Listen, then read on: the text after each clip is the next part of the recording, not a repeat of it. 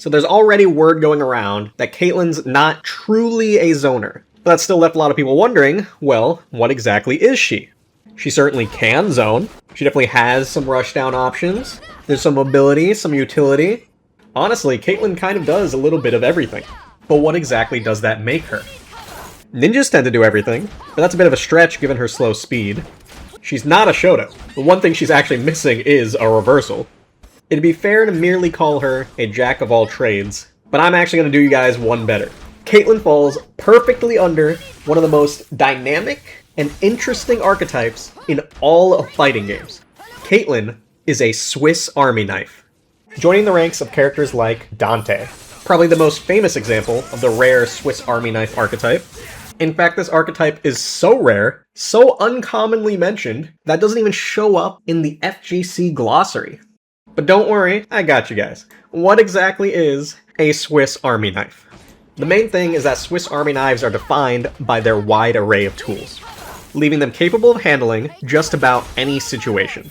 Inherently, that might sound a little broken though. So to properly balance this out, the moves tend to either be very specific in their usage, or simply undertuned.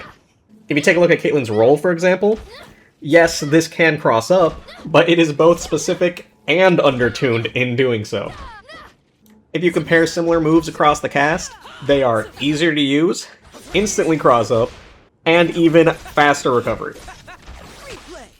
Where playing Yasuo is like using a power drill as a screwdriver, with a dozen different, strong, and effective ways to open up the opponent's defenses, Caitlyn's not nearly as efficient.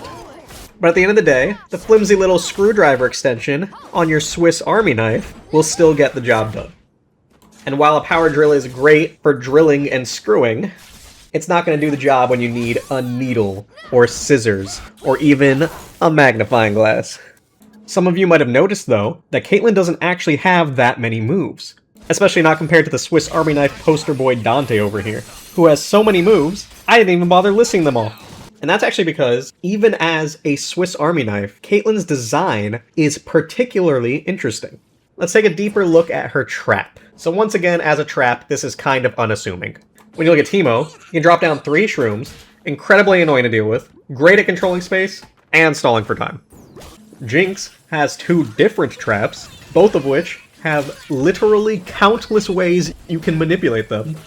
And then Kate has 1 pretty measly trap with 1 pretty minor interaction.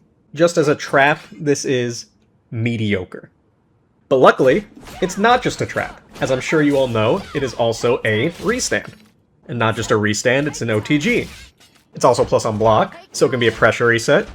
The move even has built-in mobility. Heck, you can even use this as a mix-up. So instead of having 100 moves, they gave Caitlyn 10 moves that she can use in 10 different ways. But this actually contributes even more to her difficulty as a character. She's already known to be a technical character, with stuff like manual aiming, partial charges, and inflexible combo routing. But now you also got all these precise moves with these niche properties to keep track of. You could say that Caitlyn actually requires creativity. And many people prefer things to be more strong, simple, and straightforward. So to many people, this is a deterrent. But to some, that's actually the appeal. Caitlyn is rewarded for creativity. She is rewarded for strategy, for awareness, and quick thinking. And of course, all of this stemming from a deep understanding of her kit. Getting good at a character like this is honestly a very different experience. But it also comes with a very special, a very unique kind of satisfaction. But just know, if you are considering that journey, it is a long road ahead. Now, an important clarification on this whole video. For all this Swiss Army knife stuff, we've been talking about Caitlyn as a point character. But the same also applies to Kate as a support. For example, yes, she has an OTG assist, but it has a dead zone.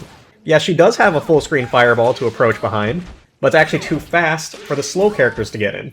She does have a slower projectile that you can approach behind instead, but that's going to cost you a bar. And again, the list goes on and on. So when should you pick Caitlyn? If you want strong zoning, you should be picking someone like Teemo. If you like the idea of restands, Blitz does that better.